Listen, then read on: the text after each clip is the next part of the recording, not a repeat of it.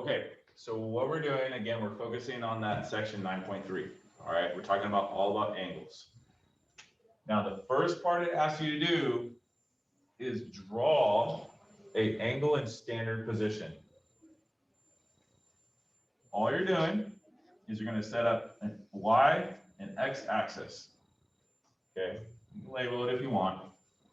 Okay, but it's just a coordinate plane. All right.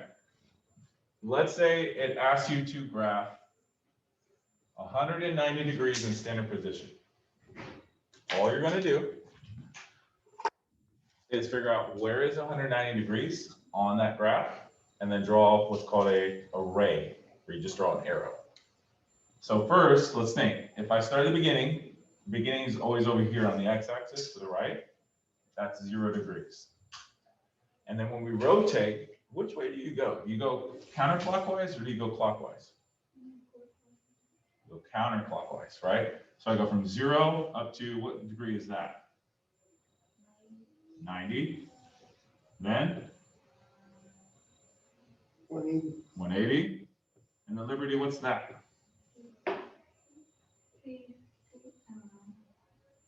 Well, notice every time I go to a new axis, how many degrees is that?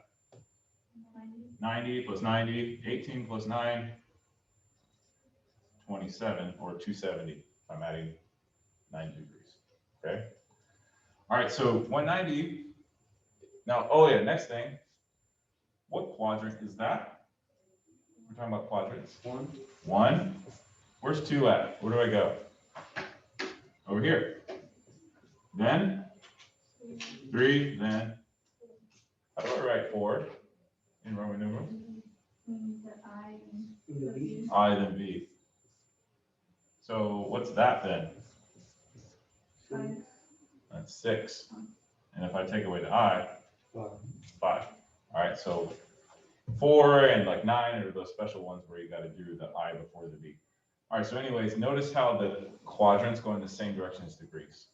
If I go in this way, it goes 1, 2, 3, 4, because that's what they're based on. They're based on their degrees. Okay.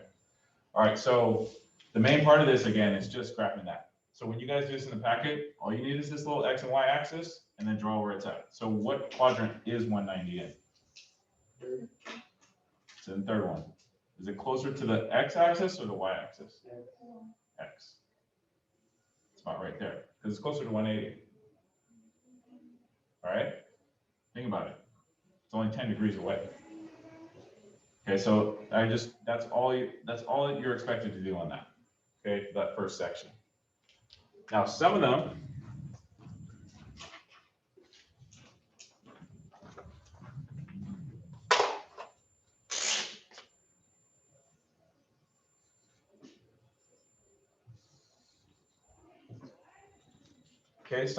might not be positive.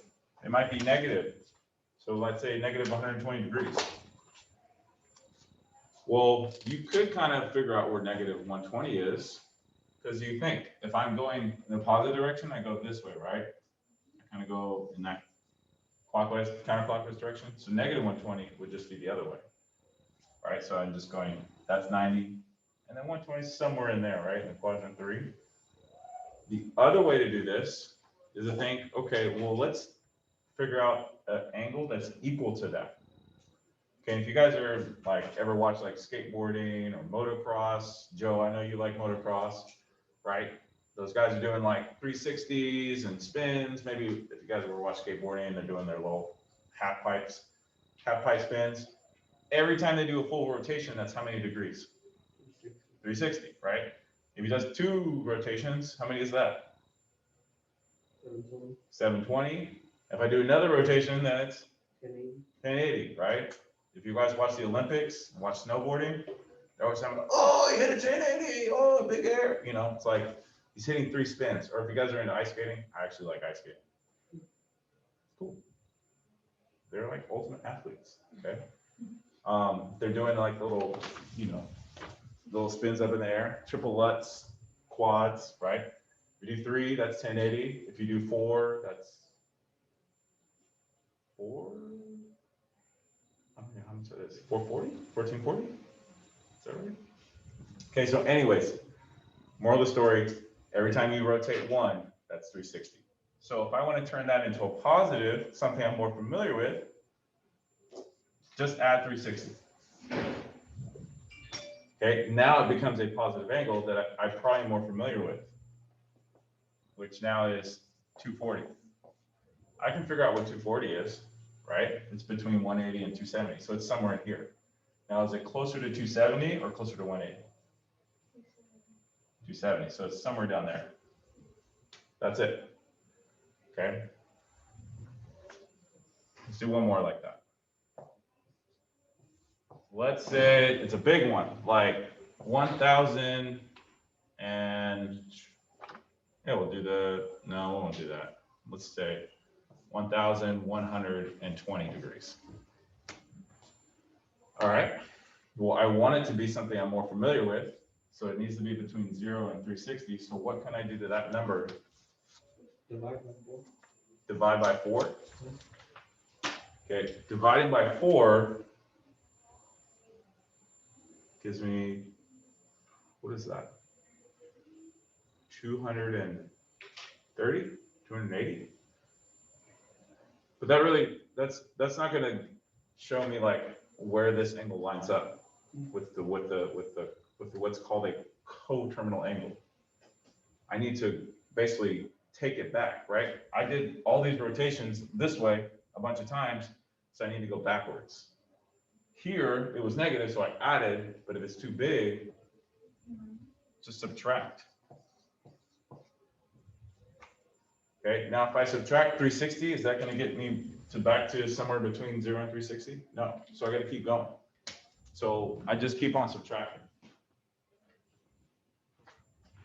So now let's bring up the calculator. 1120 minus 360, well, that's 760, still not there. So subtract again. Now I'm at 400. 400 is still not enough, okay? So I'm going to subtract 360 again. Now I'm at 40. Now I'm somewhere in between 0 and 360. So basically, I either want to subtract 360 or add 360 until I'm somewhere that's more familiar. Now it's easier to graph. Now I know where 40 is. It's like right there. Okay? All right, so that's that first section. This also helps you with the second section, okay, which is asking you to find a coterminal angle. It asks you to find 2 different types. It asks you to find a positive one and a negative one. So if I'm going back to here and I want a coterminal angle that's the same but positive, what would I do to 190?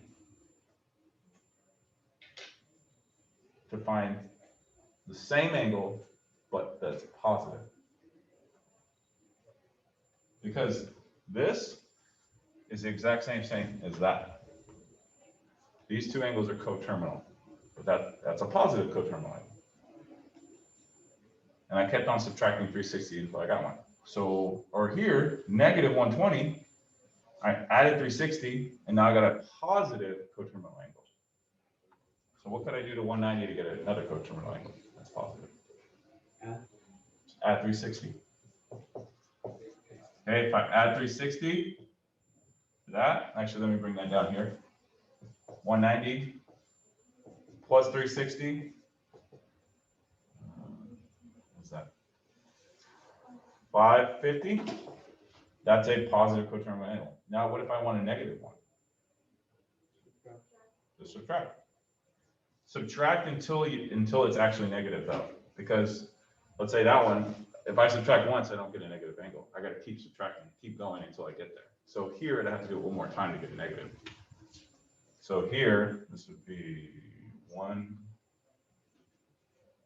negative 170. Okay, so there's your positive, there's your negative. All right, so if you want a positive, just add 360. If you want a negative, just subtract. Okay, that's the second part. Okay, the next part is asking about a reference angle. Okay, reference angles.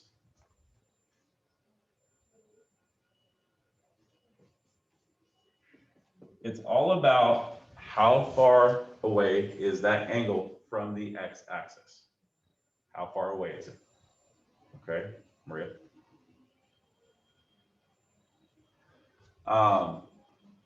But what's the smallest distance to the x-axis? Because I could go in either direction, depending where the angle is, and figure out and tell you how far away it is. But what's the smallest distance to the x-axis? So starting with this one over here, how far away is 190 from the x-axis?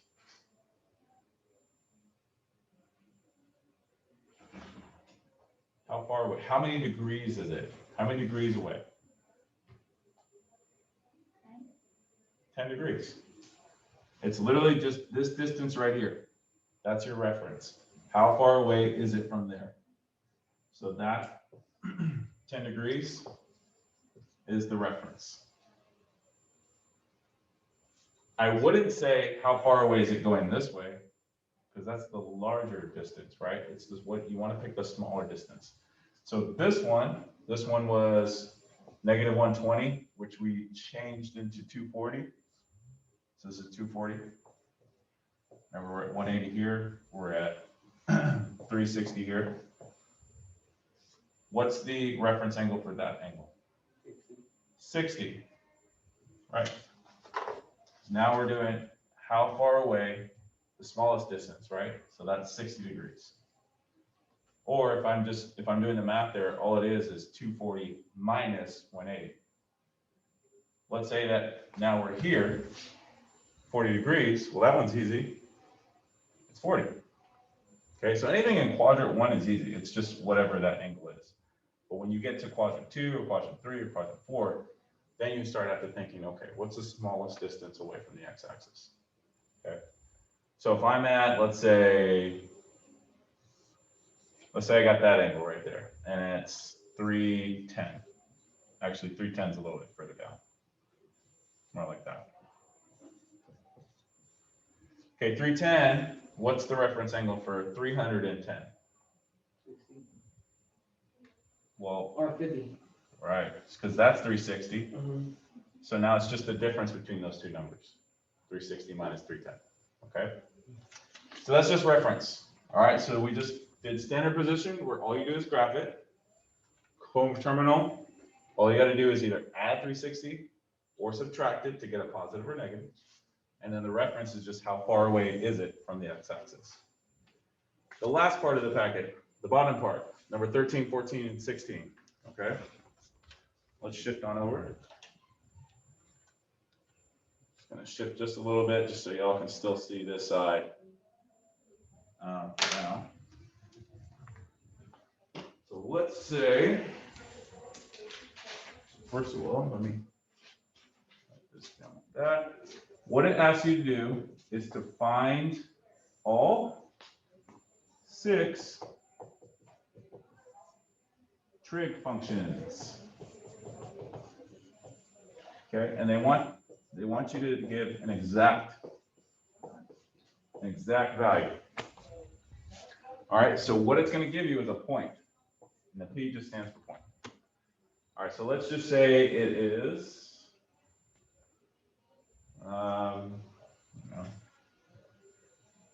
3 and no, let's not do 3. Let's do -5 and 2. Okay, so it gives you a point. You got to find all 6 trig functions from the point. Now, here's where this comes into play, because it's like, what's the point have to do with the trig functions, right? What you do is just make a little triangle. I'm sorry, not a triangle. Make a graph first, then you're going to make a triangle. First, graph the point. And again, you don't have to make it super exact. Just kind of like make a little sketch. If I'm at -5, 2, that means I'm going left 2 on the graph, or left 5, and then up 2. So maybe somewhere right there, right? From that point, form a triangle. Draw a line straight down, and one going straight back to the origin, like that. Okay, so you form a little triangle here with the right angle right there. Now I'm going to blow this triangle up a little bigger, especially because you guys at home probably can't see it very well. So there's that triangle, right? Now I told you going to the left, that was -5, so the bottom side is the -5.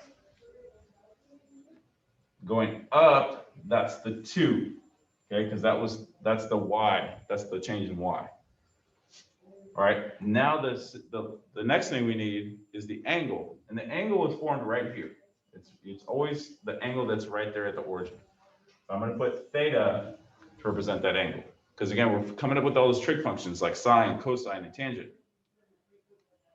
Now, I'm going to start setting these up. So sine, first we're going to find the sine of the angle, cosine, and then the tangent.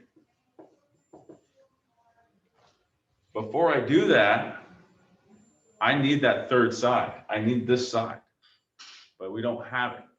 So what can you use to find that third side?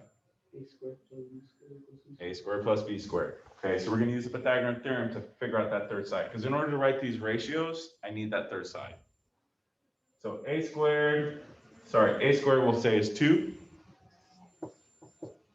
And then -5 here, which notice I put it in parentheses. Okay. And then equals c squared. All right, we're looking for the hypotenuse. That equals 4. -5 squared, negative times negative, so it's not a negative number, it becomes positive. 20, oh, sorry, not 25, 29, 25. Okay, equals c squared. Add those together, then square root. 29, I can't square root. So I just leave it like that. Don't write the decimal because you want exact values. All right, so we're going to leave it as a square root. All right, so now that's square root of 29. So now start setting up your ratios. So sine, remember, so you guys can't see that. There you go. Okay, so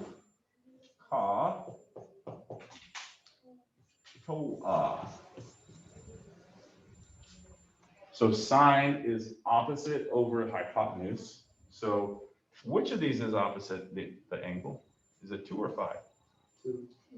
2 over hypotenuse is the square root of 29.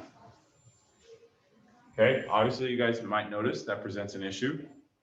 Can't have square roots.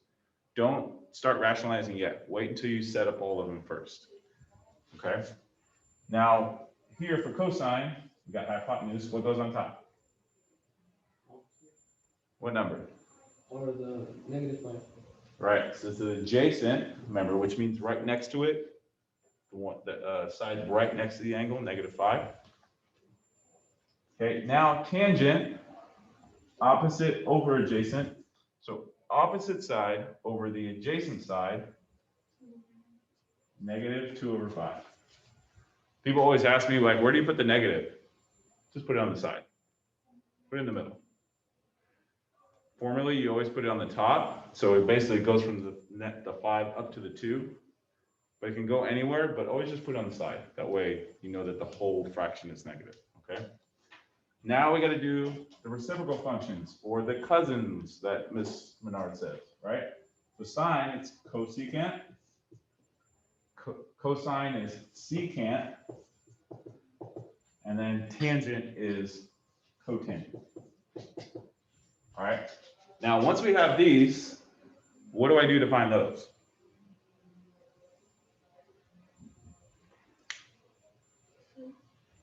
Switch it. How? How do you switch? Like, for instance, for sine, what do I put for cosecant? Because I don't even need to look over here anymore. All I do is look over here. Yeah, you just flip it. It's called, you take the reciprocal. That's why they're called reciprocal functions. So I literally take that, flip it. Okay, so that's why we're going to have to deal with this, okay, in a second. But before you rationalize and get rid of the square root, keep it, because when you flip it, you won't have to, at least on this side. Same thing here, flip that. And again, that negative is going to go to the side. Again, this is why it's important to keep the negatives too when you make your triangle. Okay, because sometimes, let's say like both of these numbers are negative, now they'll become positive, so keep the negative if you have a negative. And then this one you flip and becomes -5/2. Don't change the sign. It doesn't like, you don't do the opposite, you just do the reciprocal, flip it, okay? Now we got to deal with this. Get rid of the square roots. Okay, so here I'm going to take these down here. And we're going to rationalize. Remember to get rid of the square root. So 2/2 square root of 29. What do I multiply there? Get rid of that square root on the bottom. Square root of 29. Where? Well, do I just do it on the bottom? On the top and bottom. So I multiply on the top and the bottom. So now I end up with 2 times the square root of 29. And when I multiply square root of 29 times square root of 29, what do I end up with? Just 29. Okay, so that's the answer for sine now. So 2 times square root of 29 over 29. Okay, now the same thing for cosine.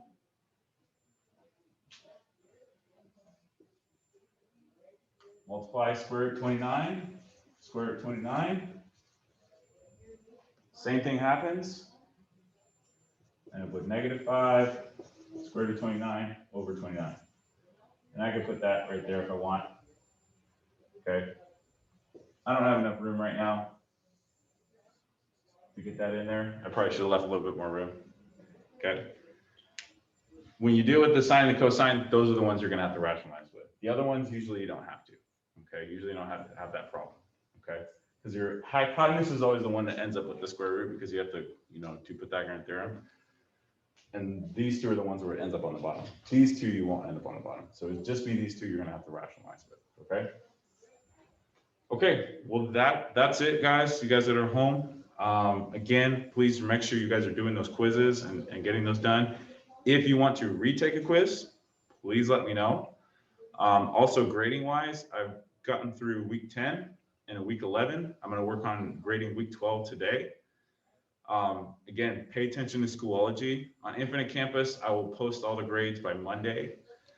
So you'll see everything, all the details, because I know some of you guys follow Infinite Campus more, but keep checking Schoology because that stuff's more up to date than checking Infinite Campus, okay? And as always, guys, reach out to me if you have questions, if you need help, send me remind messages, send me emails, screenshots, I'll send you videos, whatever you need, just reach out, okay?